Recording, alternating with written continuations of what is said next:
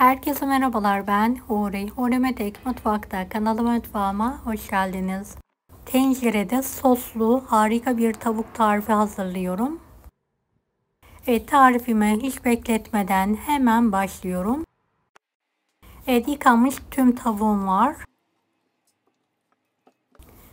Şöyle küçük parçalara keselim. Videodaki gibi hızlandırılmış bir şekilde sizlere gösteriyorum.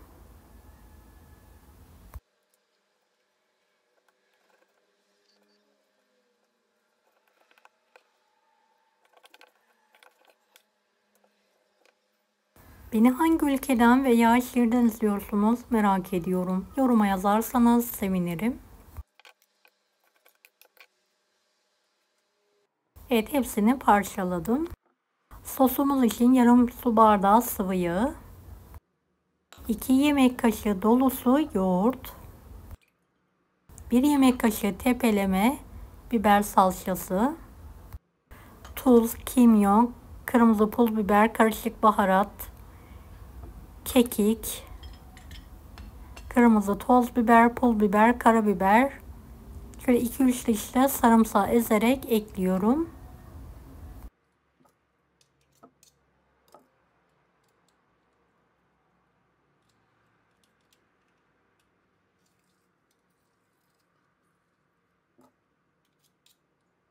Evet, sosumuzu karıştıralım.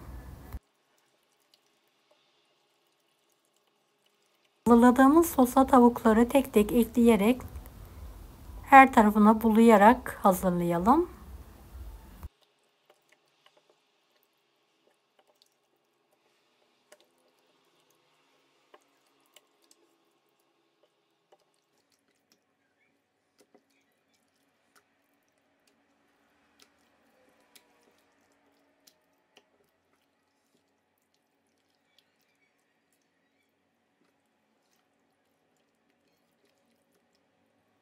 Evet, tavuğumuz bayağı büyükmüş, bereketli oldu gördüğünüz gibi.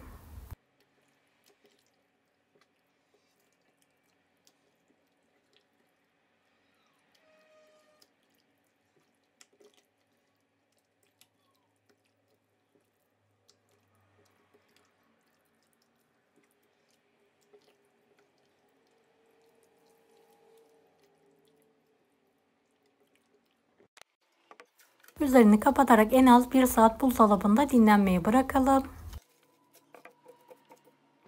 Kalın tabanlı bir tencerenin dibine fırın kağıdı yerleştirelim. Üzerine dolapta dinlendirdiğimiz, sosladığımız tavukları dizelim.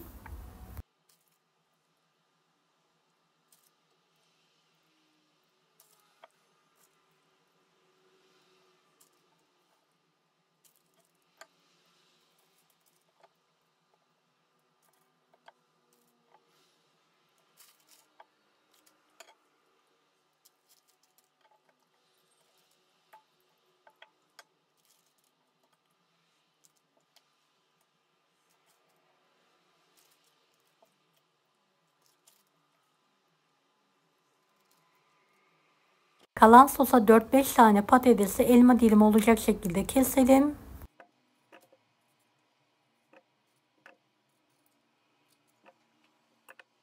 Biraz tuz serpelim, karıştıralım.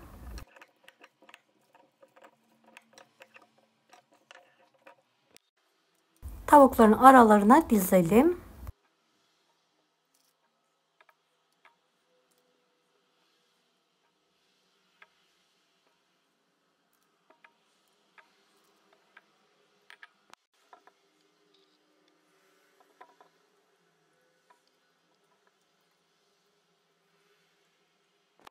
Tekrardan üzerine bir fırın kağıdıyla kapatalım.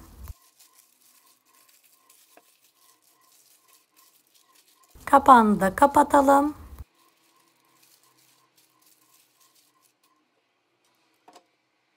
Kısık olacak şekilde ocağımızı ayarlayalım ve kızartmaya bırakalım.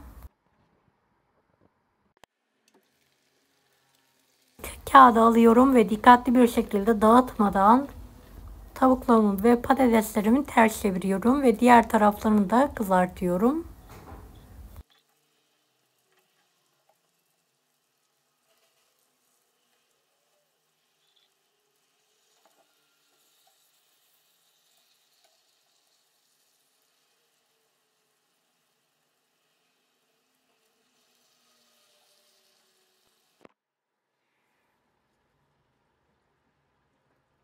Tekrardan kağıdı kapatarak pişirmeyi bırakalım.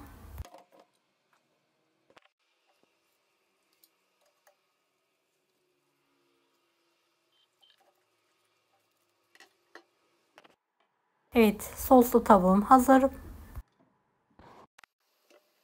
Yanına şehri pilavı hazırlamak istiyorum. Biraz tereyağı ve sıvı yağını eritelim. Bolca arpa şehriye ekliyorum ve rengi değişene kadar sürekli karıştırarak kavuruyorum. Evet, şehriyem kavruldu. Gördüğünüz gibi bir su bardağı dolusu pirinç, bir tatlı kaşığı kadar tuz ekliyorum. Topak olana kadar kavuruyorum.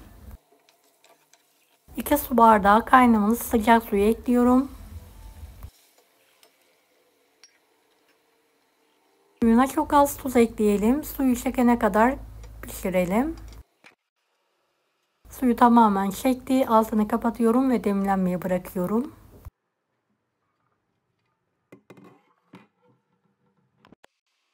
Evet, demlediğim pilavı karıştırıyorum. Bol tereyağlı, tane tane muhteşem oldu. Mutlaka deneyin.